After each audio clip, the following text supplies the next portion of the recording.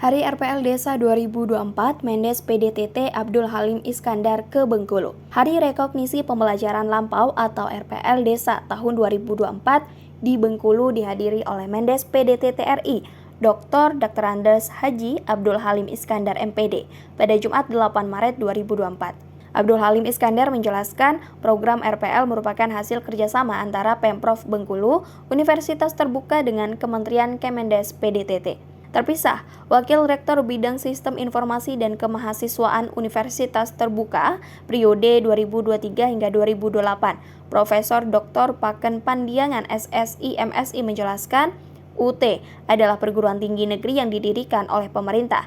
Salah satu tujuan agar seluruh warga negara dapat memenuhi hak pendidikan, akan tetapi dikarenakan kondisi satu dan lain hal memiliki keterbatasan jarak.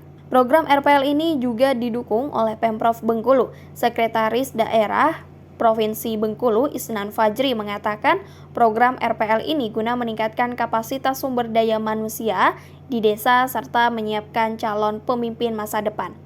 Nantinya para kepala desa maupun perangkat desa akan dikuliahkan secara gratis menggunakan anggaran pendapatan dan belanja daerah atau APBD Provinsi Bengkulu. Dengan beasiswa ini diharapkan Kades, perangkat desa, anggota Badan Pemusyawaratan Desa, pengelola BUMDes, tenaga pendamping profesional, serta pegiat pemberdayaan masyarakat desa dengan pendidikan terakhir lulusan SMA atau sederajat bisa mengenyam pendidikan lebih tinggi hingga sarjana.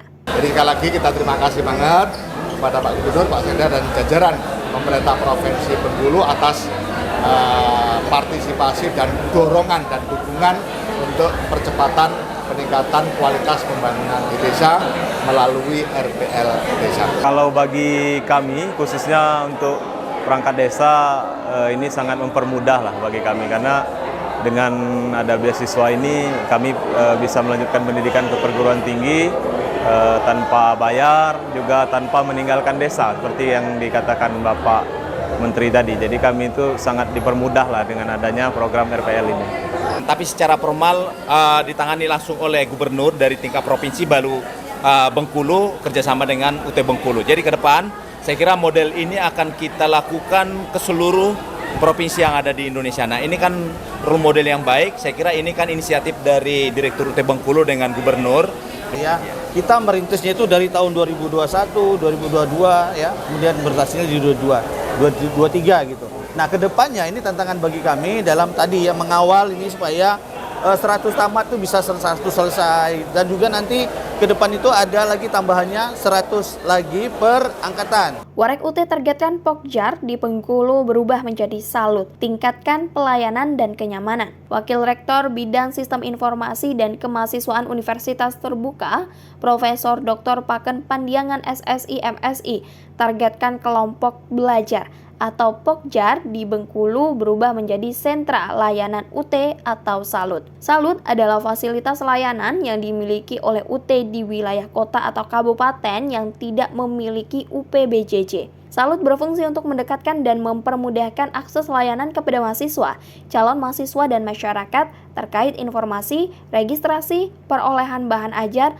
pembelajaran, dan kegiatan lainnya. Salut juga didukung oleh perangkat komputer dengan jaringan internet berkecepatan tinggi dan instruktur yang dikelola oleh mitra UT. Keinginan untuk menjadikan seluruh Pokjar yang ada di Bengkulu menjadi Salut tersebut disampaikan oleh Paken saat pertemuan dan ramah tamah bersama Pokjar dan Salut yang ada di Bengkulu. Dalam pertemuan tersebut, Profesor Paken juga memberikan beberapa penguatan dalam rangka untuk memberi layanan UT. Apalagi mengingat selama ini di Bengkulu masih banyak Pokjar yang melakukan aktivitas di rumah. Sedangkan jika Pokjar sudah berubah menjadi Salut, maka tentu harus ada gedung pelayanan, ruang tutorial, dan ruang komputer. Begitu nanti Pokjar yang ada di Bengkulu menjadi Salut, maka tentu pelayanan mahasiswa akan menjadi lebih nyaman. Setiap Salut nantinya akan ada pegawai yang bekerja di dalamnya, mulai pagi hingga sore hari. Untuk diketahui, saat ini Bengkulu memiliki 19 Pokjar UT yang tersebar di seluruh wilayah kabupaten atau kota di Provinsi Bengkulu. Sedangkan untuk salut, hingga saat ini baru terdapat 5 salut yang tersebar di beberapa kabupaten seperti Bengkulu Utara, Rejang Lebong, Muko-Muko, dan Kaur.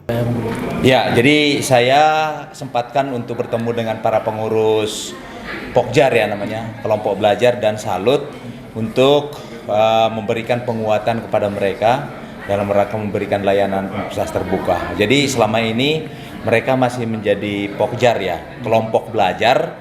Sebagian besar mereka belum punya kantor, jadi sebagian masih di rumah. Nah sekarang kita kan sudah PTNBH udah naik kelas ya, kelas nomor 1 kalau dalam perguruan tinggi negeri itu. Nah yang Pokjar ini juga akan kita tingkatkan kelasnya menjadi sentra layanan UT, di mana salah satu ciri khasnya nanti di sentra layanan UT itu harus ada gedung pelayanan ya. Kemudian di situ nanti akan ada ruang pelayanan, kemudian ada ruang tutorial, lalu ada ruang komputer. Nah, jadi salut itu nanti akan menjadi learning center di setiap kabupaten kota dan itu sebagai miniatur dari universitas terbuka. Jadi setiap kabupaten kota bahkan sampai kecamatan nanti akan ada UT-nya, UT mini lah namanya sentra layanan UT. Download Tribun X sekarang, menghadirkan lokal menjadi Indonesia.